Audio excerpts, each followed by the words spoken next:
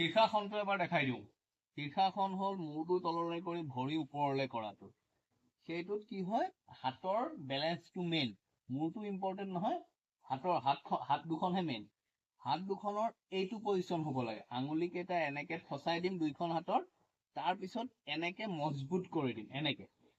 তাৰপিছত আমি এনেকে মাটিত থওঁ, এই ত্ৰিভুজ টাইপৰ। চাওক, এইটো থাকিল ইয়াত এনেকে, এইটো আৰু এই কিলাগুটিটো, এই কিলাগুটিটো, এই তিনিটা ঘৰ এটাৰ খুঁটা বুলি ভাবি লওক।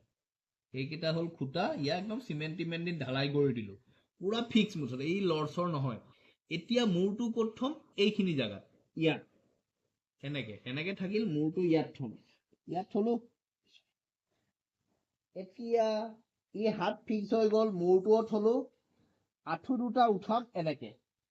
ইয়াৰ পৰা জঁপিয়াই নাথাকো, কিন্তু ইয়াৰ পৰা জঁপিয়ালে উঠিব পৰা নাযাব, এনেকে দিলো। এতিয়া আমি হাত ইয়াত ফিক্সে হৈ গ'ল, হাতটো ইয়াত ঢালাই কৰি দিয়া হ'ল, একদম কমপ্লিট ফিক্স আৰু আঠা লাগি গ'ল।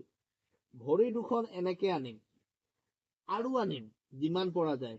এতিয়া বেলেঞ্চটো চাই লওঁ, যদি আমি ইফালে পৰিম বুলি ভাবো, এই কিলাগুটিটোত প্ৰেচাৰ দি ৰখাব পৰা যাব। এইফালে পৰিম বুলি ভাবিলে এই কিলাগুটিটোত প্ৰেচাৰ দি ৰখাব পৰা যাব। যদি এইফালে পৰি যাব ধৰো, এই হাত দুখনৰ এই মুঠিটোত এনেকে জোৰ দি ৰখাব পৰা যাব। মানে এই তিনিওটা হ'ল বেলেঞ্চ। এইকেইটাত আঠা লাগি গ'ল, মূৰটো ইয়াত থলো, ভৰি উঠালো, আগলৈ আহিলো যিমানখিনিলৈকে পৰা যায়, হ'ল। এতিয়া এনেকে উঠি দিলো, ৰখি গলো। ইয়াত এইটো ধলং পলং হ'ব পাৰে, আকৌ কৰিম।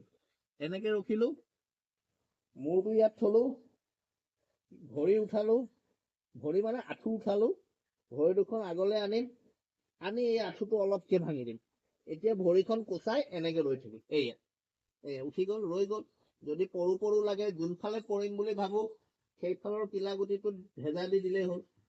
এতিয়া লাহে লাহে লাহে লাহে লাহে লাহে এনেকে ভৰিখন ওপৰলৈ উঠাম, ওপৰলৈ উঠাই প্ৰথম ফিট কৰি ল'ম, তাৰপিছত লাহে লাহে লাহে লাহে এনেকে থিয় কৰিম।